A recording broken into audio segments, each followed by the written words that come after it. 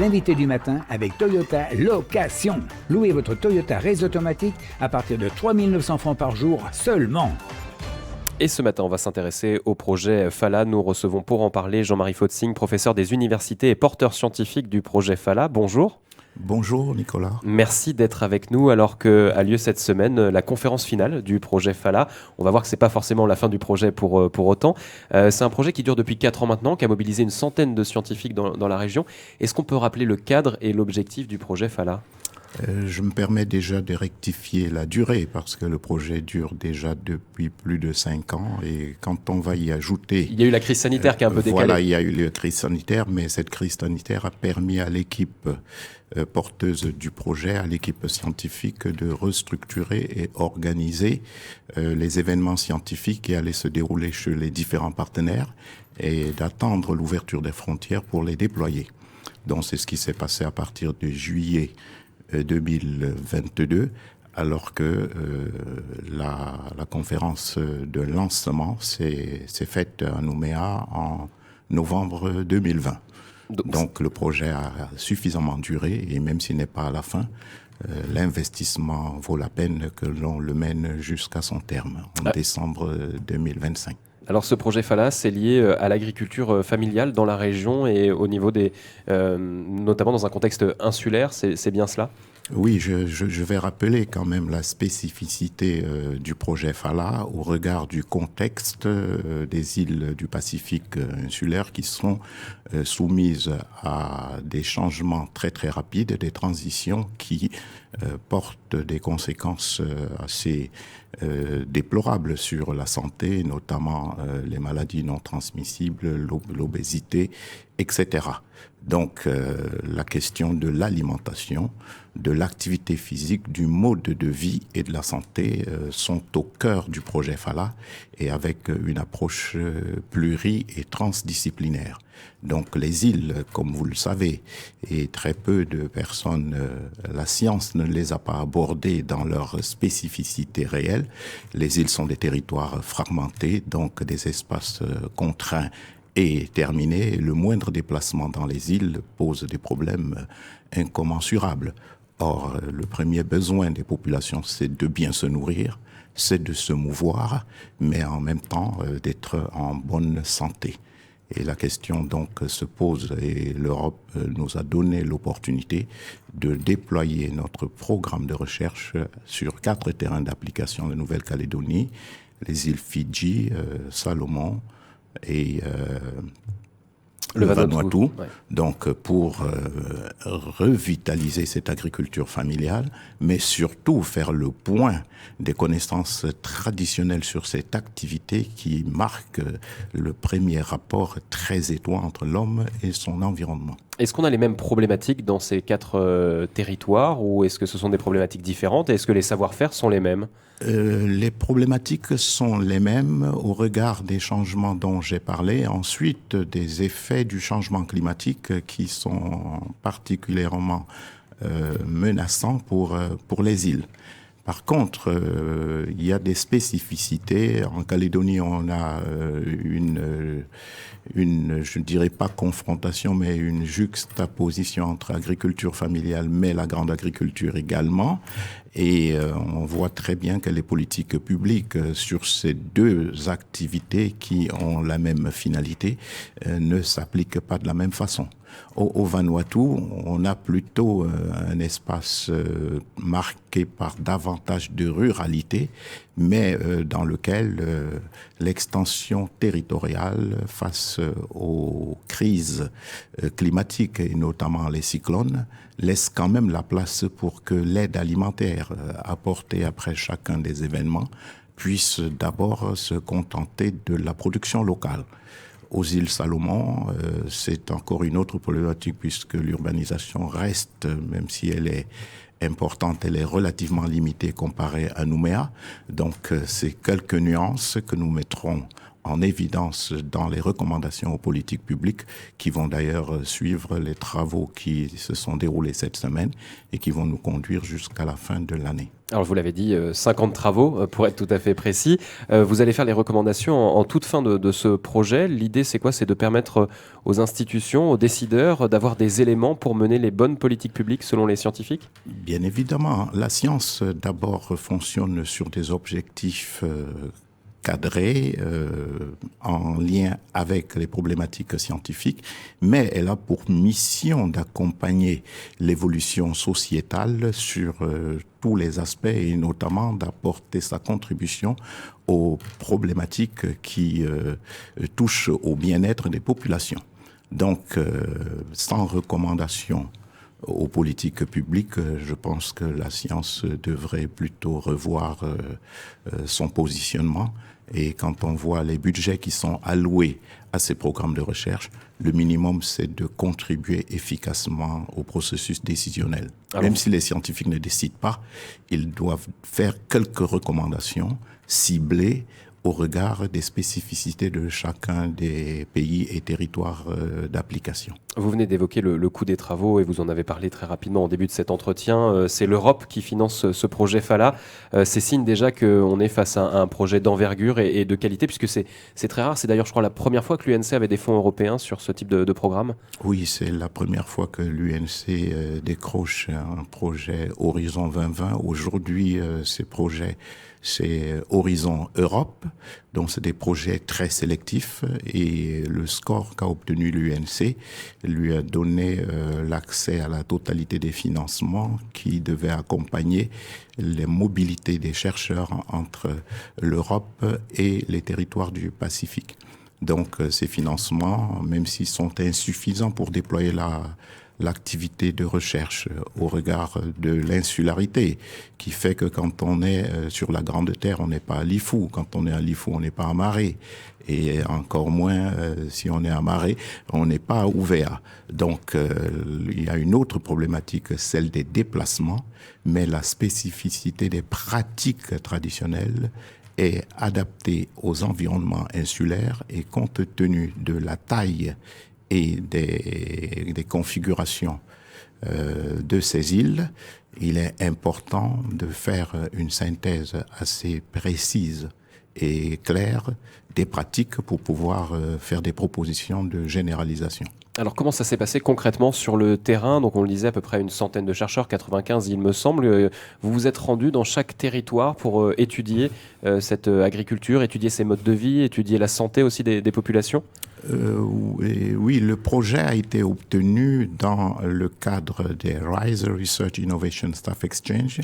Il s'agit donc, il est fondé sur la mobilité des chercheurs avec les chercheurs du Nord et les chercheurs des pays tiers qui se retrouvent sur le terrain en deux catégories, les jeunes chercheurs et les chercheurs confirmés, partagent leurs expériences, prennent en compte les travaux de recherche qui ont déjà été effectués, identifient les nouvelles pratiques, d'où d'ailleurs la structuration de cette conférence finale en 4 axes. Les 2 premiers axes étant la place des acteurs de l'agriculture familiale, le second, le système alimentaire et les modes de vie et de santé, une forme de cadrage et de repositionnement, et les 2 autres axes qui se proposent de répondre aux questions. Quelle voie pour reconstruire les connaissances et les pratiques traditionnelles parce qu'elles sont en voie de déperdition du fait de la non-transmission et de l'absence de cadrage pour accompagner et pérenniser ces pratiques, mais aussi quelle place pour l'aide publique internationale, mais aussi les politiques publiques et l'accompagnement de la petite agriculture qui, dans certains secteurs, est en concurrence avec la grande agriculture dont on connaît les effets sur l'environnement. Donc, ces déplacements vont se poursuivre puisque le programme n'est pas terminé. Ils iront jusqu'en décembre 2025 et en même temps, les équipes scientifiques au regard des groupes de travail vont préparer les restitutions pour les recommandations aux politiques publiques. Ça va prendre quelle forme concrètement? Juste des recommandations, on va y avoir toute une documentation sur comment se porte l'agriculture, les modes de vie, etc. dans les différents territoires. Déjà, au stade actuel, et les présentations qui ont été faites cette semaine ont donné une vue assez générale des orientations à prendre pour améliorer et redonner toute la place que mérite l'agriculture familiale pour la construction du bien-être des populations et puis la protection de l'environnement. Donc il s'agit maintenant d'aller de façon beaucoup plus concrète, territoire par territoire, et de prendre les différentes entrées thématiques, l'agriculture familiale, le mode de vie et les activités des populations intergénérationnelles. On ira jusqu'à faire des propositions sur les programmes scolaires. Quand on voit l'engouement qu'ont eu les élèves de l'école primaire à visiter nos jardins pédagogiques expérimentaux, on se dit qu'il y a quelque chose à faire et ce serait plutôt la formation hors des murs. Donc c'est quelque chose de très holistique finalement. Oui, c'est très holistique mais concret. On est dans la dimension mise en œuvre opérationnelle des résultats de recherche et avec propositions pour faire évoluer les programmes scolaires, etc. Très concrètement, même s'il n'y a pas encore les recommandations, qu'est-ce qui ressort de cette conférence finale? Est-ce qu'on a déjà, vous le disiez, des orientations sur ce qu'il faudrait mettre en place, par exemple pour la Nouvelle-Calédonie? Nous avons eu la chance que le projet déposé en 2019 s'est retrouvé en face d'une situation clairement exprimée par les conséquences de la crise sanitaire. Donc l'insularité, nous avons été les derniers touchés et en même temps parce que nous avons eu le contrôle de nos frontières, etc. Donc déjà, les circuits courts sont une recommandation forte parce que il a fallu ne compter que sur les productions locales, dont l'importation qui semblait dans le contexte de la mondialisation être la solution s'est avérée être insuffisante. Ça, c'est déjà une première piste. Mais on se rend compte que dans les orientations de recherche, très peu d'investissements sont accordés à l'étude et à l'analyse de ces systèmes et pratiques traditionnelles. Donc une deuxième recommandation, c'est une meilleure prise en compte pour pérenniser ces savoirs et ensuite permettre qu'elles soient intégrées dans les programmes scolaires et également. On voit aussi que l'activité physique n'est pas nécessairement exclusivement limitée à l'effort physique très intense, mais un déplacement d'un point A à un point B pour une activité agricole de quelques mouvements, ça suffit pour déjà réduire l'obésité et donner aux populations quelques pistes pour lutter contre la sédentarité. Je ne vais pas dévoyer ici toutes les recommandations, mais on a déjà un certain nombre. On va simplement les organiser pour les rendre plus opérationnels. Vous venez de parler de la crise Covid. On a eu aussi l'insurrection de mai dernier, les violences et notamment les blocages des routes. Donc le locavorisme, on va dire, en tout cas la production locale est là aussi très important. On l'a vu avec la Chambre d'agriculture qui a mis en place un certain nombre de marchés locaux.